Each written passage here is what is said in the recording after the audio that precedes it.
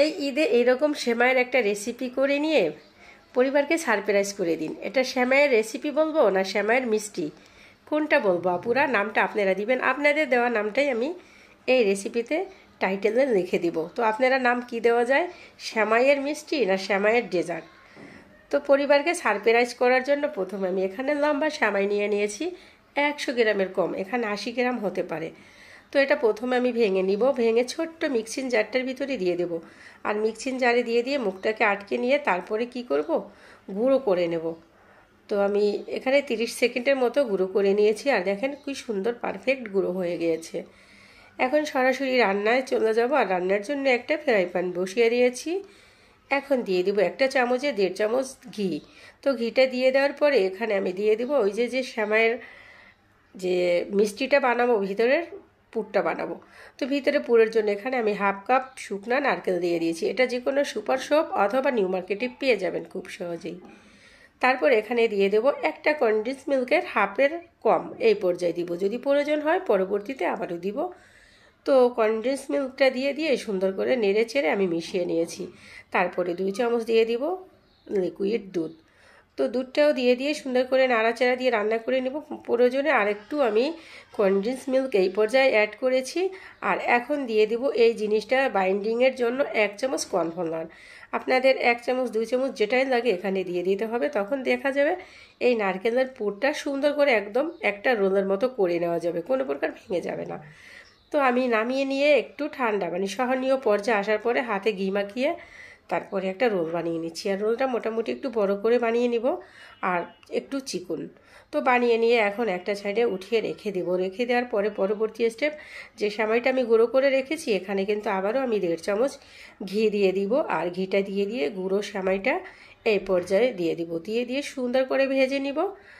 আর 2 মিনিটের মতো ভেজে নিতে হবে। সুন্দর একটা ফ্লেভার ছড়ানোর পরে এখানেও কিন্তু আমি অ্যাড করব কনডেন্স মিল্ক। তো আমি ভেজে নিচ্ছি, আর কালারটাও কিন্তু চেঞ্জ হচ্ছে, তাই না? সেমাইয়ের এই রেসিপিটা কিন্তু খুব সহজে করে নিতে পারেন আপুরা। এই ঈদে বাচ্চাদের ঘরের সবাইকে সারপ্রাইজ করতে পারেন, যে ওরা ধরতেও পারবে না এটা সেমাইয়ের রেসিপি ছিল।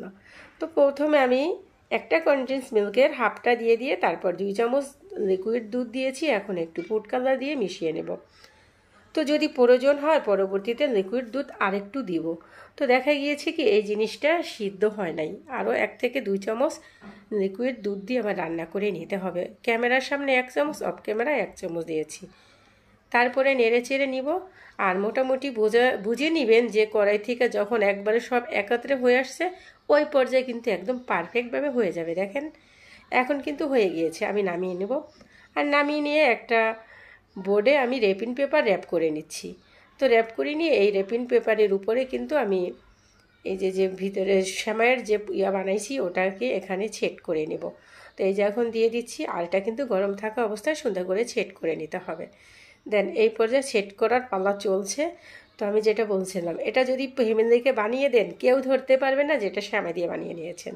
সবাই ভাববে অনেক নামি দামি মিষ্টির দোকান থেকে এটা কিনে এনেছেন। এটার মানে টেস্টটা ওরা ধরতে পারবে না, শুধু খেয়ে অবাক হবে। তো রোলটাকে দিয়ে দিয়ে আমি সুন্দর করে কিন্তু ভিতরে র্যাপ মানে একদম বটে নিচ্ছি। তো এখানে আমার একটু ভুল হয়ে গেছে, ভুলটা আমি আমারটা নিজে বলে দিচ্ছি। রেপিং পেপার সহ কিন্তু আমি এটা বটে নিয়েছি, কিন্তু এখানে উচিত ছিল ফয়েল পেপার দিয়ে ওটা বাদ দিয়ে বটে নেওয়া। যাই হোক, যেটা আমার হয়ে গিয়েছে সেটা আমার ভুলটা আমি আপনাদেরকে বলেছি। এখানে ফয়েল পেপারটা দিয়ে এভাবে আপনারা আটকে নিতে পারবেন। তারপরে 10 মিনিট ফ্রিজে রেখে আমি এখন বের করে নিয়েছি। এখানে আরও একটু ভুল হয়ে গিয়েছে, 10 মিনিটের জায়গায় 1 থেকে 1.5 ঘন্টা যদি আমি ফ্রিজে রেখে দিতাম তো এই জিনিসটা আরও একটু শক্ত হয়ে যেত আর কাটতে খুব সুবিধা হতো।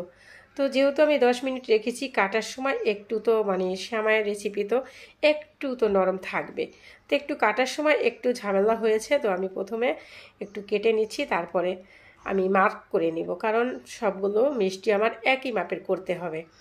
তো এই যে আমি মার্ক করে নিচ্ছি, একটা কেটে নিয়ে দেখা গেছে একটু কষ্ট হয়েছে, তারপরে আমি সুন্দর করে মার্ক করে নিচ্ছি। তো যখন 2 ঘন্টা ফ্রিজে রেখে দিবেন তারপরে কাটার সময় কিন্তু কোনো ঝামেলা হবে না। তো এখন আমি কেটে নিয়েছি, আর কেটে নিয়ে কিন্তু আমি এটাকে ফ্রিজে রেখে দেবো সুন্দর করে একটা বক্সের ভিতরে রেখে। তো সবগুলো একই মাপ করে নিয়ে কেটে নিচ্ছি। আর এই জিনিসটা এতটা টেস্টি, আপুরা নামটা আপনারা দিবেন, এটার নাম মিষ্টি দিবেন না সেমাইয়ের ডেজার্ট না সেমাইয়ের মিষ্টি। এটা খুবই নতুন এবং ইউনিক একটা রেসিপি। এই ঈদে করে নিয়ে পরিবারকে সারপ্রাইজ করে দিতে পারেন, নিজেরাও খুব সুন্দরভাবে এই ঈদটাকে উপভোগ করতে পারেন এই সেমাইয়ের সাথে। তো পেস্তা বাদাম দিয়ে একটু ডেকোরেট করে নিচ্ছি দেখার সৌন্দর্যের জন্য।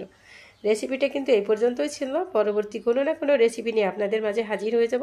একটা কিন্তু আমি ভেঙেও দেখিয়ে দেবো এটা কতটা পারফেক্ট হয়েছে। খোদা হাফেজ অ্যান্ড বাই, সবাইকে ঈদ মোবারক।